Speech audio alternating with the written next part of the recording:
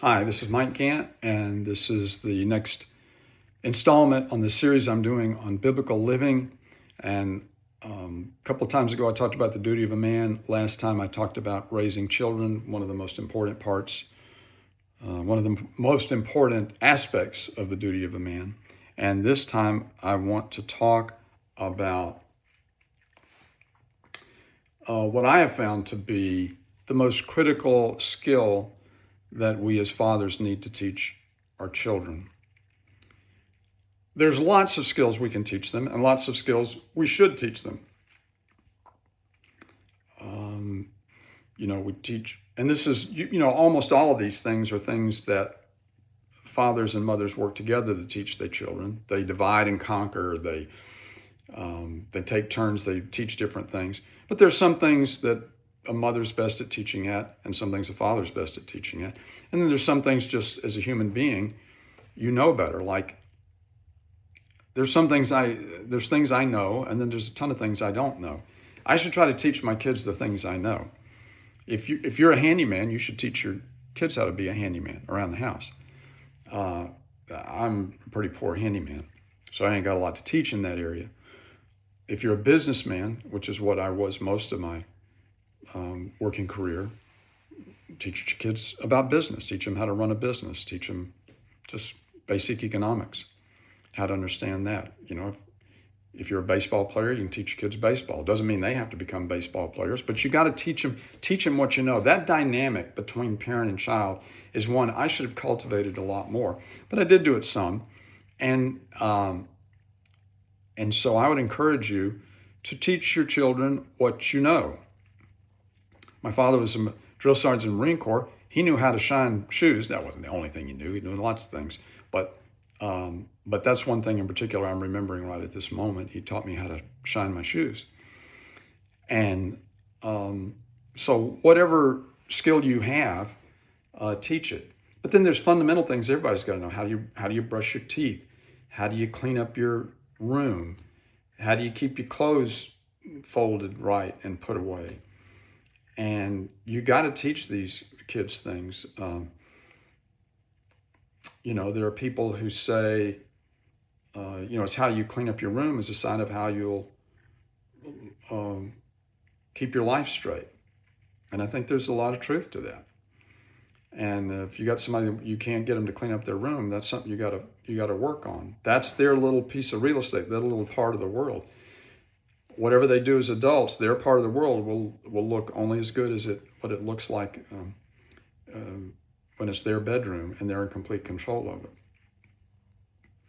So there are many, many things you teach your kids. But I was trying to think, what's like, you teach them a lot of things at different ages. Like at some point they'll learn how to drive. I remember when I learned how to drive, my father, we didn't have a lot of money, but he thought it was important before I got my driver's license to take driver training. And so I had lessons. I didn't have a lot because we couldn't afford a lot. I think I only had like 4 altogether before I took my driver's test. But in South Carolina back then where I grew up, you could get a permit when you were 13 and a half years old. And that permitted you to drive with an adult in the car. And then you could get a restricted license at 14 that lasted until you were 16 and can get a full license. That restricted license allowed you to drive during daylight hours by yourself. And at nighttime when an adult was in the front seat, in the passenger side. So anyway, my father paid for me to get those lessons. And I remember going and taking the test, and you have to parallel park and do other things. And I passed the test the first time. I was very happy about it. And as a 13-year-old, I was very eager to come home and get in the car and drive. And my father, I don't remember exactly what he said, but the point was I wasn't going anywhere until he taught me. So he used the professional to give me the foundation and everything. And then he would take me out and teach me how to drive. Now, he was a lot stricter teacher than the driving instructor. But I needed both. I was glad to have both. I was grateful to have both. And I'm not saying I'm a great driver, but hey, look, I'm all still here. and I didn't take anybody else out, so it worked out well for me. So learning how to drive a car, learning how to apply for a job, learning how to write a check or use a credit card. There's just so many things that parents need to teach children. I shudder to think sometimes that some of these things are taught in school. Of course, they teach them in school because a lot of these kids don't have parents at home, or if they do have parents, the parents aren't teaching them. So there's a lot of things to learn, but I think it's come to me what, in my perspective, is the single most important skill that a parent has to teach a child. And I would call that decision making, the skill of making a decision. Because if you stop and think about it, all of life, all successful life boils down to making good decisions. Not just big decisions, but little ones. I mean, part of decision making is knowing when something's a small decision and not spending too much time on it, not fretting over something that is not worth spending a lot of time over. What color shirt am I going to wear today? I mean, how much time should a guy put into that? Not much. And then decisions about making habits. Habits sort of become permanent decisions. A habit is something, okay, I decide that I'm going to, brush my teeth every morning, or I'm going to clean up my room every morning. That's a decision. The decision you make to have a habit is to spend hardly any time at all on the decision the next day. It's not like, okay, I'm waking up today, I wonder if I'm going to make up my bed today. No, if I made a habit of it, I'm going to make it up. I'm not even going to give myself a chance to make a new decision on that. I made a permanent decision. And, at some point, kids, when they approach adulthood, they're going to make a decision about what kind of occupation they're going to pursue and whether or not, what kind of education or training they might need for that.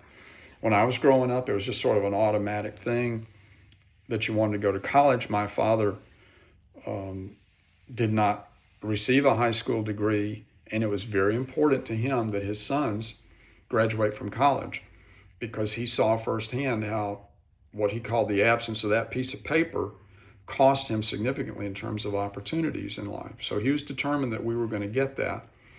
And he lived in a city where there was a state college, a state university, so that we could, live at home and drive back and forth to school. And so that turned out great for me. But the world's different now, of course. And university for one thing, it's become a moral cesspool. And for another, the education that you get is very, very questionable. And in most cases, it's more like propaganda than it is like education.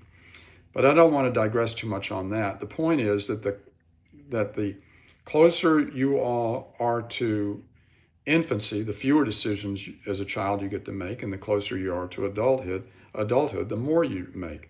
So it ought to be a very gradual process over 20 years. The idea of a parent is to teach the child how to make decisions, let them make more and more on their own, and let them feel the consequences of those decisions. And when they make bad decisions, don't try to spare them the consequences of those bad decisions, because that will help them in later life. They can bear consequences as children of certain bad decisions, and you're there to protect them from getting too out of hand.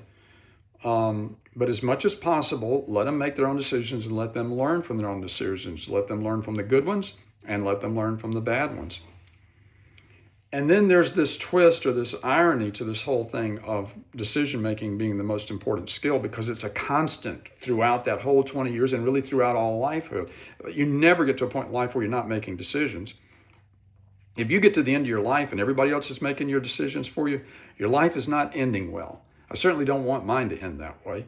Yes, you need help as you get older, but that's not a good existence if other people are making your decisions for you. And certainly if you become a criminal along the way, you got other people making your decisions for you, where you're going to sleep, what you're going to eat, where you're going to live. You don't want that. You want to make more and more your own decisions. So decision making runs through your whole life. But here's the twist. Here's the irony. The most important decision you'll ever make, you have to make at the beginning of adulthood. at the beginning, not at the end. You don't get to wait until the end. And that most important decision is who you're going to marry. Now, some people say, well, wait a minute, your decision for Christ is the most important decision. Ain't no decision to make about Christ except say yes, okay? If you're presented Christ, the answer is yes. And the sooner you say yes, the better. And to keep saying yes is best. So that decision is sort of in a different realm, okay? But I'm talking about earthly decisions. There's no decision about a job or where you're going to live or what kind of car you're going to buy. There's no other decision that's as important as who you're going to marry. And you got to make that relatively early.